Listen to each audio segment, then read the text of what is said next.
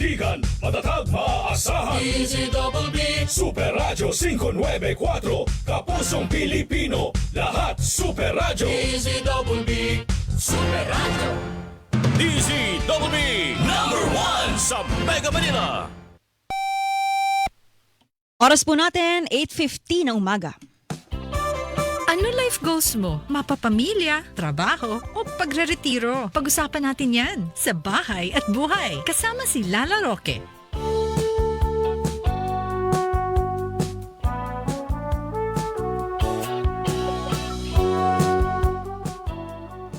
Magandang umaga po mga kapuso.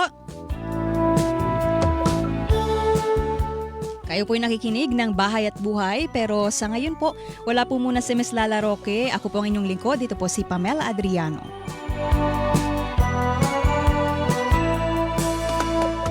Ayan, may mahalagang pinuntahan lang si Ms. Lala, no? Baka mamaya namimigay pa siya ng mga pamasko sa mga sa mga inaanak niya. Pero next week, makakasama na po muna natin muli si Ms. Lala. Sa ngayon po, ang topic po natin ngayon ay may kinalaman pa rin po sa Kapaskuhan. Paano niyo po ba pinagdiriwang o pinagdiwang inyong Pasko? Kamusta ang inyong naging pagsalubong sa Pasko? Kamusta yung mga bonus nyo ba? Nagastos nyo na?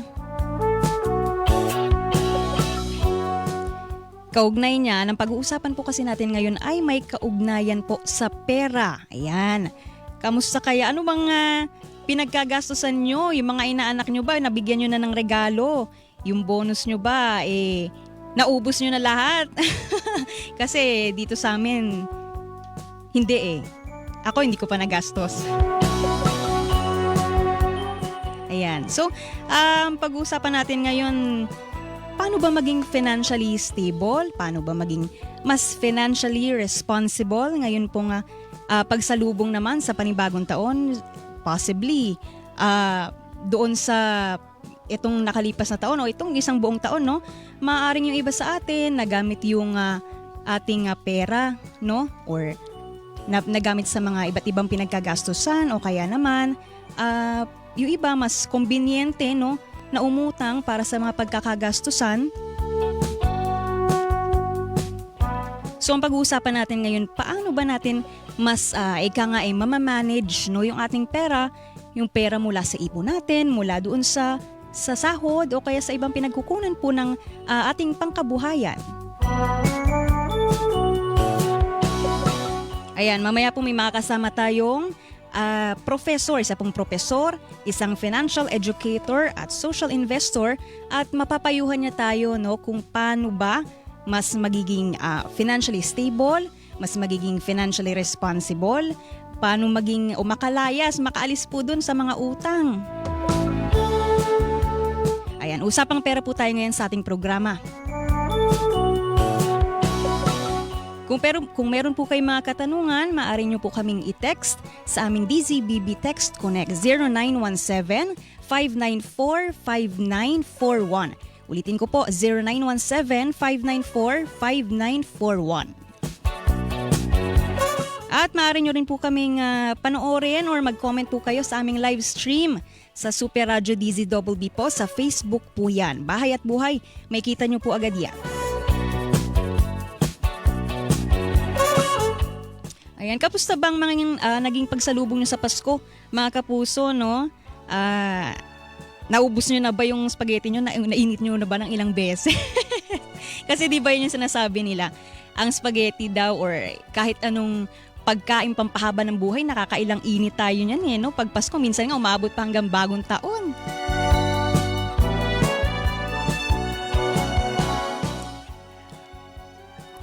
Ay, grabe. Yung mga kaopisina ko dito, naririnig ko pa, pinag-uusapan daw yung spaghetti. Yung spaghetti daw nila, ewan ko ano ba. Kadalasan kasi sa atin, no, sa pagkaing Pinoy, no, sa handang Pinoy, hindi nawawala yung mga handang pampahaba ng buhay. Pero alam niyo yun, mga kapuso, magpasalamat tayo, no, kasi kahit papaano, may naihanda yung mga mailan or marami sa atin, may handa pa rin, no, ngayong Kapaskuhan. Sana naging masaya pa rin yung pagsalubong natin sa ating Kapaskuhan, no, ngayong taon. At kamusta ba Umabot ba sa 500 yung inyong yung inyong handa? 500 po, sumobra. Ayan, may nakalagay dito, Diyos ko. Sa aming newsroom, sabi daw, ang spaghetti niya daw parang movie now on its second week. Totoo naman mga kapuso. Pero alam niyo yun, maging thankful tayo dahil biyaya yan. Biyayang pagkain ngayong Kapaskuhan. Alright, bago po tayo tumungo sa ating usapin ngayong umaga, punta po muna tayo sa mga balitang nakalap ng Super Radyo DZBB. Bahay at buhay kasama si Lala Roque. Department of Trade and Industry naglabas ng bagong listahan ng certified fireworks ilang araw bago ang bagong taon. Mga nabibiktima ng online scam mas mataas kumpara sa mga biktima ng pandurukot at pagnanakaw ngayong holiday season. Pagsalubong sa Pasko sa mga piitan na nasasakupan ng Bureau of Jail Management and Penology, ligtas at payapa sa pangkalahatan ayon kay BJMP spokesperson Superintendent J-Rex Bustinera. Undersecretary Claire Castro naniniwalang dapat imbestigahan kung paano nakuha ni Congressman Leandro Leviste ang umano'y Cabral files. At paglalagay ng dashcam sa mga sasakyan dapat gawing requirement ng Land Transportation Office ayon sa Automobile Association of the Philippines. Bahay at buhay kasama si Lala Roque. Tanggap po muna tayo ng mga balita mula sa labas ng ating himpilan. Konstruksyon ng OFW Lounge sa Davao International Airport sinimulan na. Balita mula kay Mau de la Cruz. Mau. Sinimulan na ang construction ng Overseas Filipino Workers Lounge sa Davao International Airport kasunod ng sinagawang commencement ceremony nitong Disyembre. Ang proyekto ay bahagi ng direktiba ni Pangulong Ferdinand Marcos Jr. na palawakin ang mga pasilidad at serbisyong inilaan para sa mga OFW alinsunod sa mga naunang naitayong OFW Lounge sa NAIA Terminals 1 at 3. Pinangunahan ng Department of Migrant Workers ang aktibidad katuwang ang Mindanao Development Authority at Civil Aviation Authority of the Philippines. Ayon sa DMW, target na matapos ang proyekto sa pagitan ng Mayo hanggang Hunyo 2026. Kapag natapos, magsisilbi itong ligtas, komportable at maayos sa pahingahan para sa mga OFWs na aalis o uuwi ng bansa. Binigyan din ng ahensya ng proyekto ay patunay ng patuloy na malasakit ng pamahalaan sa mga bagong bayani at bahagi ng mas malawak na layunin na tiyaking may sapat at makataong serbisyo para sa mga manggagawang Pilipino, lalo na sa mga pangunahing gateway tulad ng Mindanao. Ang inyong kapuso, Mau de la Cruz, GMA sa Paradyo, DZBB, dapat totoo. Mga pamilyang naapektuhan ng sunog sa San Carlos City, Negros Occidental nakatanggap ng Housing Financial Assistance. Balita mula kay Rod Vega. Rod. 20 pamilya ang naapektuhan ng sunog sa San Carlos City, Negros Occidental ang nakatanggap ng Emergency Housing Assistance mula sa National Housing Authority, NHA, para matulungang makarecover at makapagpapakupuli ng kanilang mga bahay. Inatasan na ni NHA General Manager Joe Bentay ang NHA Region 6 Negros Office na mag-release ng 600,000 pisong paunang tulong. Ang mga naapektuhang pamilya ay makakatanggap ng tig 30,000 piso, 30,000 pesos sa financial support. Ang tulong ay sa pamamagitan ng Emergency Housing Assistance Program para naman sa mga kababayan natin na nabibiktima ng sunog, lindol, pagbaha, bagyo at iba pang mga kalamidad. Ako si Rod Vega ng GMA Super Radio DZBB, dapat ito. Bahay at buhay kasama si Lala Roque. Oras po natin mga kapuso, 8:58. Labanan ng fake news, dapat totoo.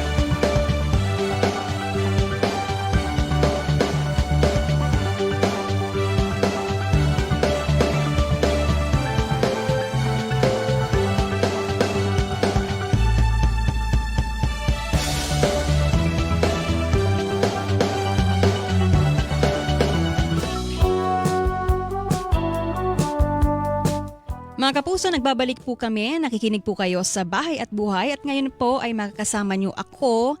Ito po si Pamela Adriano. Wala po muna si Miss Lala Roque, no?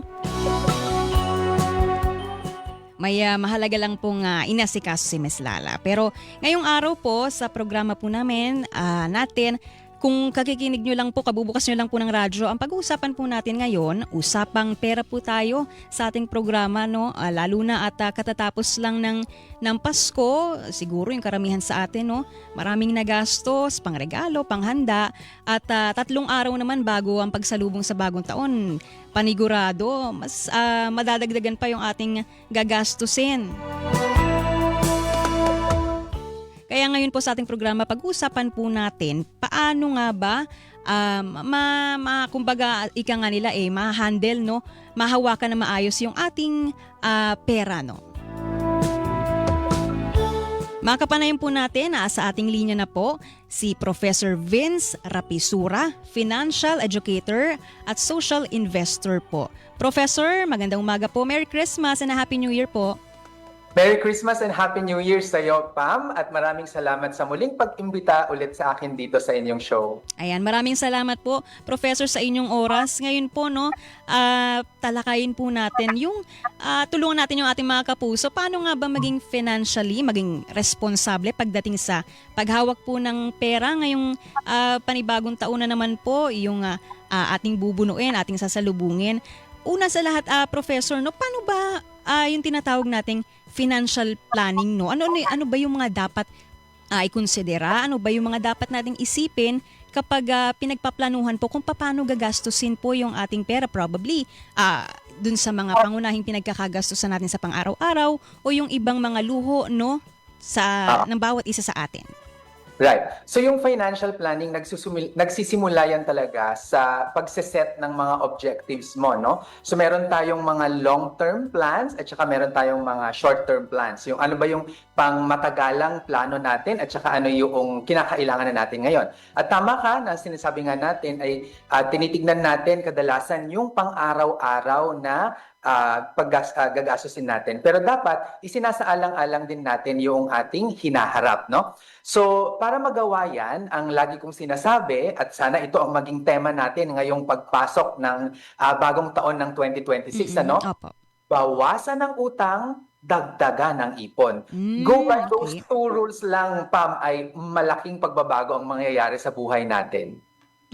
Pero Professor, kasi di ba yung iba hindi naman nila kumbaga parang walang choice yung iba, no, na kumbaga means or madalas para sa kanila parang mas kumbinyente na uutang muna ako, no, para may pang gastos saka na tong bayad, no, kasi di ba nakagawian na ng iba sa atin yun, yung utang muna tapos yung ipon nagagastos sa iba. Paano mo ba mapapayuhan yung mga kapuso natin na iwasang mangutang at ilaan lang yung ipon natin sa mga importanteng bagay lamang?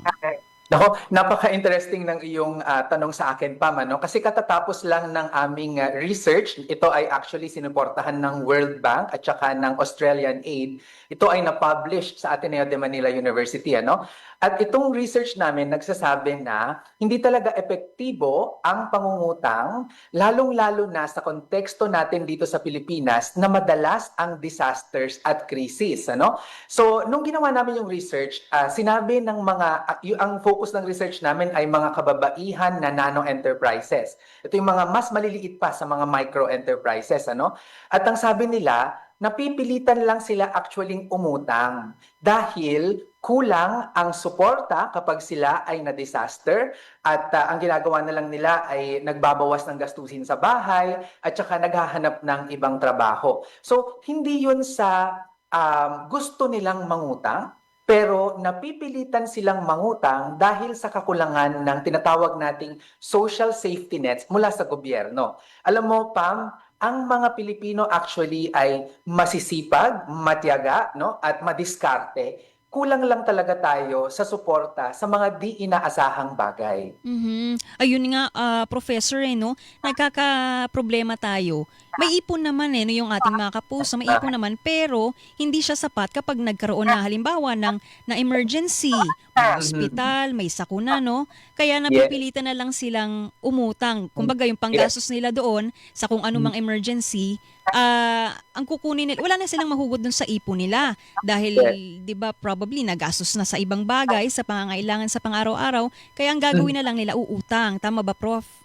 Yes, ganun yung nangyayari, ano? At ang sinasabi nga natin ay sagad-sagad na ang pagsisikap na ginagawa ng mga karaniwang Pilipino sa pagbabudget, sa pagsisikip ng sinturon, at pagtatrabaho ng maraming oras.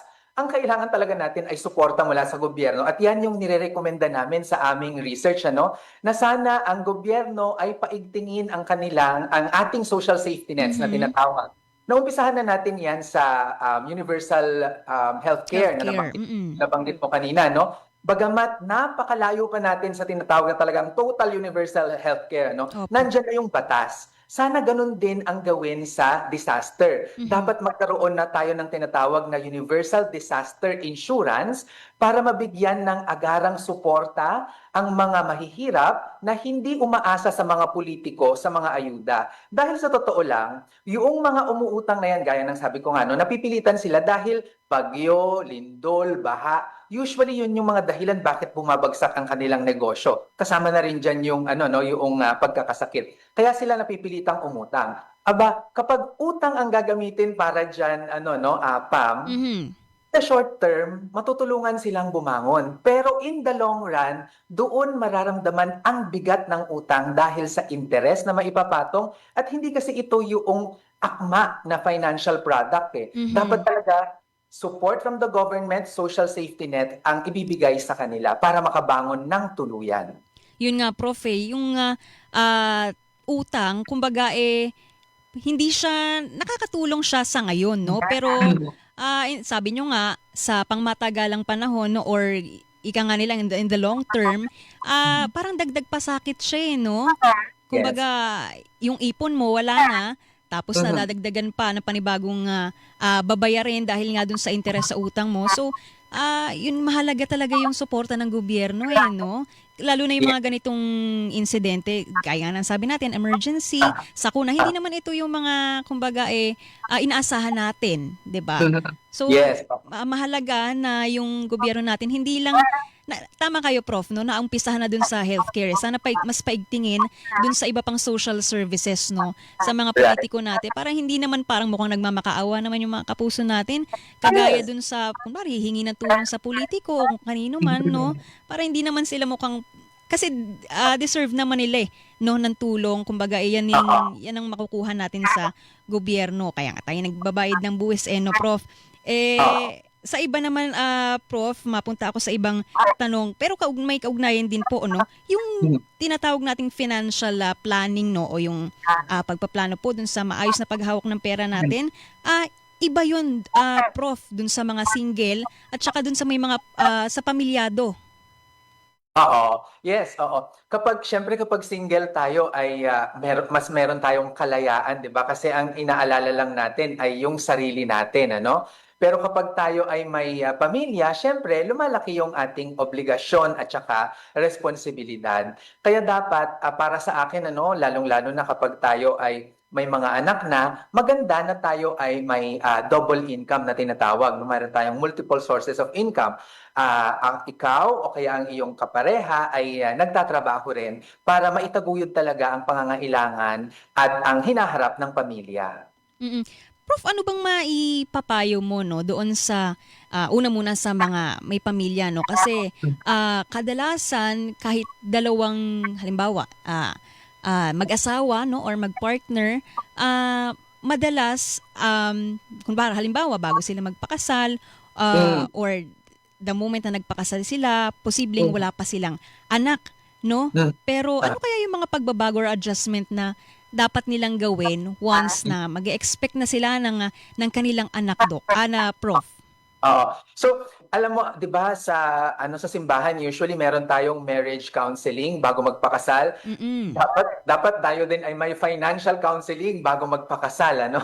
Para kapag tayo ay pumasok na sa ating relationship ay handa tayo at alam natin yung pinapasok natin. Kasi yung iba pumapasok hindi nila alam na yung partner pala nila ay lubog sa utang o kaya naman ay kulang pala ang kikitain kapag sila ay magsasama na, no? So, yung mga pagbabagong yan, lahat yan ay makikita natin sa pamamagitan ng pagpaplano. Kailangan tayong maging bukas sa ating mga kapareha kung ano ang ating sitwasyon financially at maging tapat, no, at sabihin kung ano yung mga kinikita at pinagkakagastusan para kayo ay on the same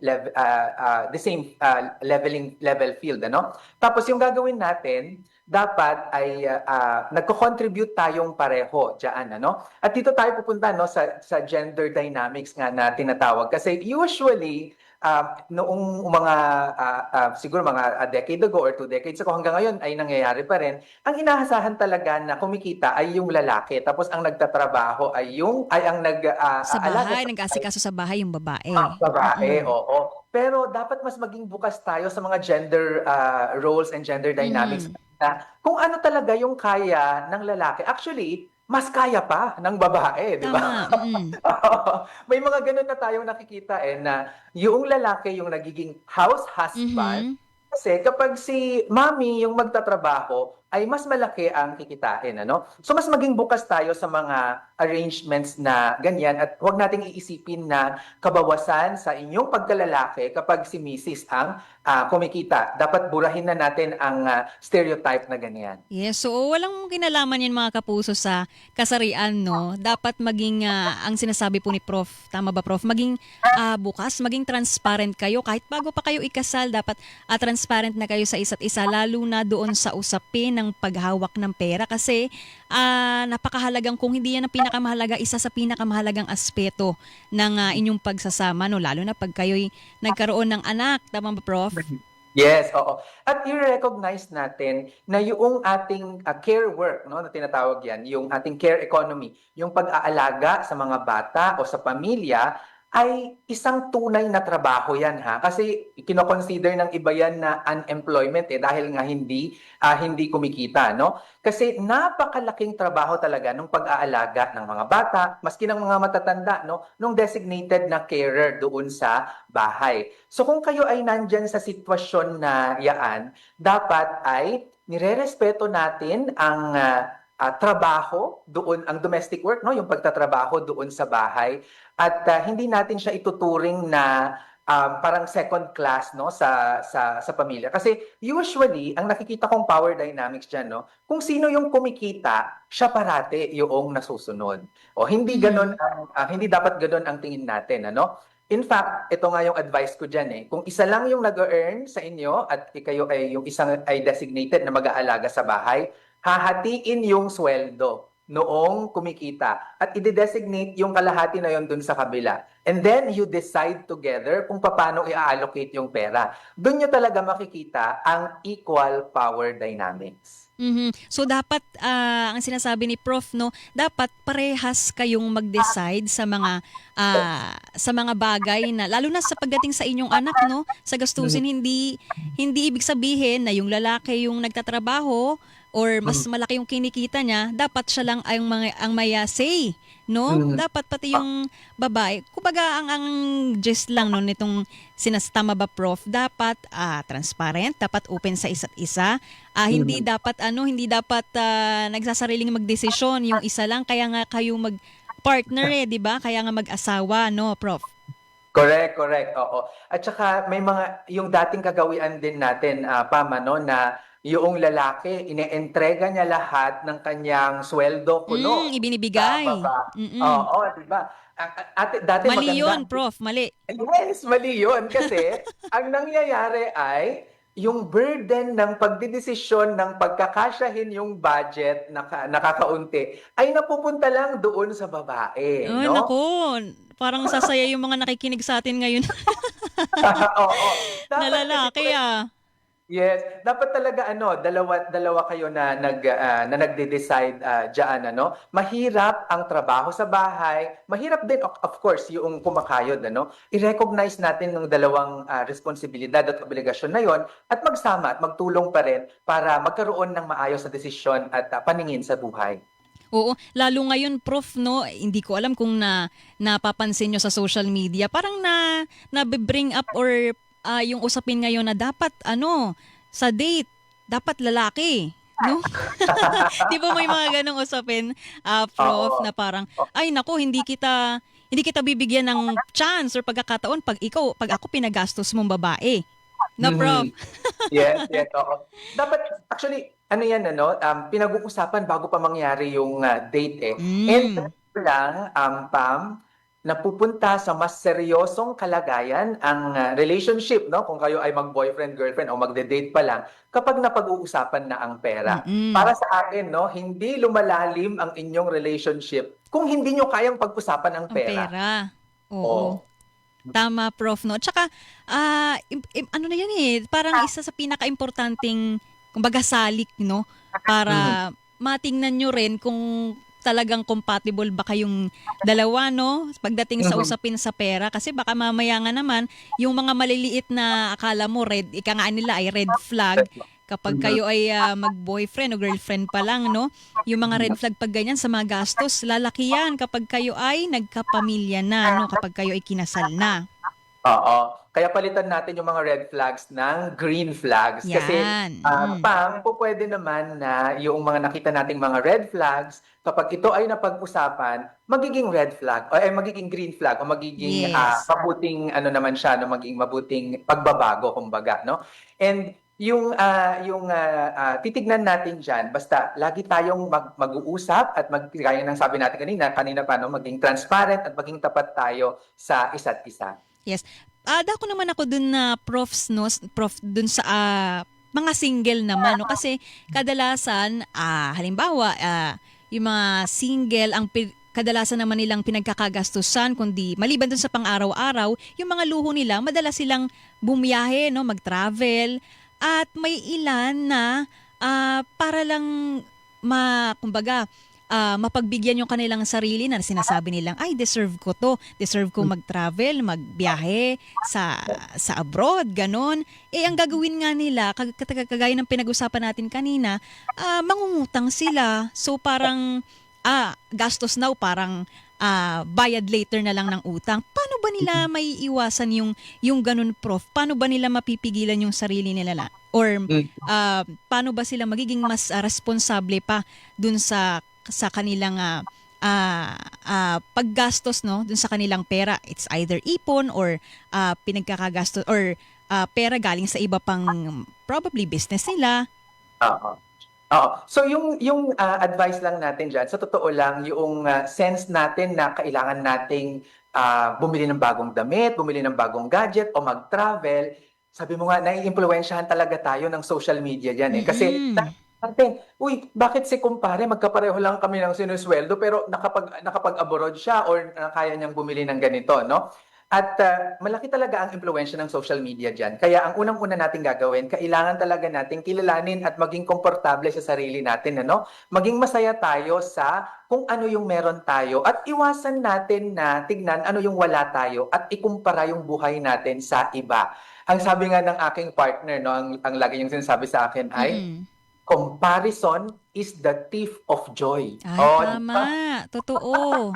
Di ba? So, kapag tayo ay naiinggit sa mga ginagawa ng iba, imbes na yan ay uutangin natin. Kasi kapag ginawa natin yan, ginagastos na natin yung pera na hindi pa natin kinikita eh. No? Kung talagang deserve mo yan, kitain mo muna, ipunin mo bago mo gastusin. Yes. Yan ang tinatawa na, yan ang tamang pagtingin, no, sa pagre-reward sa sarili. To put it more concretely, lalong-lalo na kapag ang pinag-uusapan natin ay ngayon kasi, alam ko nakatanggap na tayo ng 13th month pay natin, may naka-Christmas bonus na.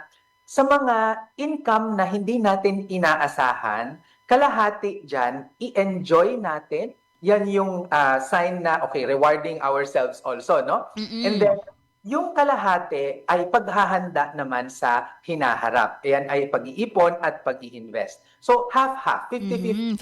50-50 rule. Yes, oo, sa irregular income. Pero sa regular income naman natin, no, yung sa income katulad ng sweldo natin na buwan-buwan dumarating, ano? Ang rule naman natin diyan, 5% ilalagay mo na yan, ay babudget mo na para sa insurance mo. And then 15% para sa savings, 20% para sa investments, and then 60% noon, yun yung pagkakasyahin mo para sa iyong gastusin.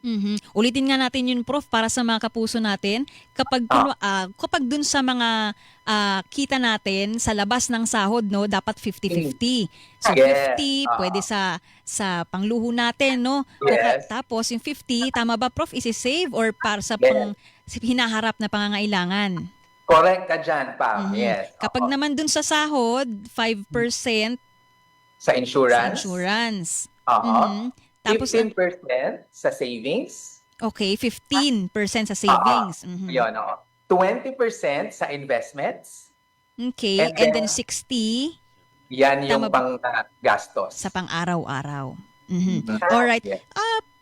In connection dyan, no, Prof, paano ba, halimbawa, sabi nga natin, ayan yung mga paraan para makaiwas or makalayo tayo sa utang, no? Pero paano kung nandun na tayo sa sitwasyon na, may utang na ako? Paano ako makakaalis, no?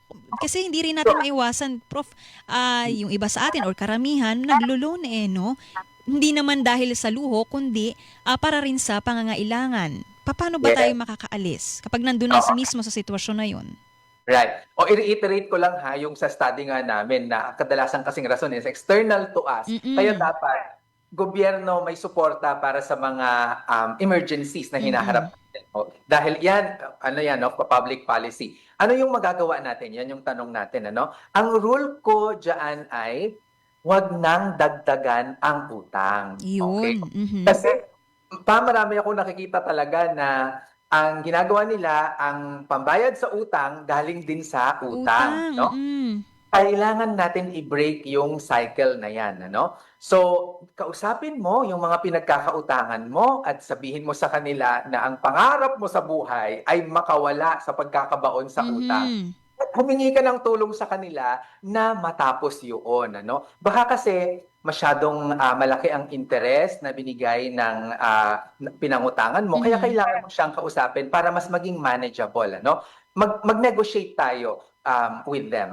Tapos, ang gagawin din natin ay uunahin nating bayaran ang mga utang na may maliit na balance. Okay? Kasi sa psychology natin, kapag may natatapos tayo na maliliit na bagay, small wins yun at na-encourage tayo na gawin ulit yun. Hanggang sa maubos na. Maubos mo na yung utang mo. Oo, hanggang sa maubos yung utang. Mathematically, kasi it's the other way around. Uunahin mo yung may mataas na interest. Pero usually kasi yung may mataas na interest, yun din yung may mataas na amount. Tapos, hindi mo siya matapos-tapos at ikaw, nararamdaman mo, napapagod ka na gawin yun. So, ang gawin natin, unahin natin yung may masasarado tayo, may matatapos tayo, so that we feel good and we become encouraged na ulitin ito at ipagpatuloy. Sa usapin ng paghahanda, Prof, ano ba yung pinaka sa tingin nyo, marerekomenda nyong edad? Kailan ba dapat tayo magsisimula na maghanda o mag-ipon para po sa panghinaharap o pwede rin retirement? Yes. Actually, alam mo, Pam, nagsisimula yan, bata pa So, dapat yung mga magulang talaga, tinuturuan na yung mga anak na mag-ipon at hindi gumasta. At naituturo yan sa mga maliliit na bagay. Kung hindi tayo mag-aaksaya, for example, sa mga bagay na binibigay natin sa mga anak natin o kaya hindi tayo magharbong magbigay ng regalo sa mga anak natin, yan yung mga nadadalang trait natin sa pagtanda. Okay? Kapag tayo naman ay off-age na at kumikita na tayo, para sa akin, the soonest na ikaw ay kumikita na, doon ka talaga magsisimula na for retirement. Sa totoo lang, may automatic government program na tayo dyan, Pam, di ba? Kapag ikaw ay trabaho, hindi naman ine-explain sa na ay may kaltas pala for PhilHealth, may kaltas pala for SSS. Yung mga bagay na yun actually are our social safety nets. Tinutulungan tayo ng gobyerno natin na paghandaan yung ating hinaharap at saka yung retirement natin, ano? Recognize na kulang pa ang mga ito and we need to do our own part also. Kaya yung sinabi ko kanina kung paano natin hahatiin yung ating kinikita, yung budgeting rule natin kanina, pwede nating i-implement yon pangdagdag doon sa government program na in place. Ayun. Prof. Vince Rapisura, maraming salamat po sa oras na ibinigay nyo sa amin at sa lahat ng payos. I'm sure malaking tulong po yan sa lahat ng ating mga kapuso. Salamat po, Prof. Maraming salamat din and Happy New Year sa ating lahat. Yes, Merry Christmas po. Nakasama po natin si Professor Vince Rapisura, Financial Educator at Social Investor.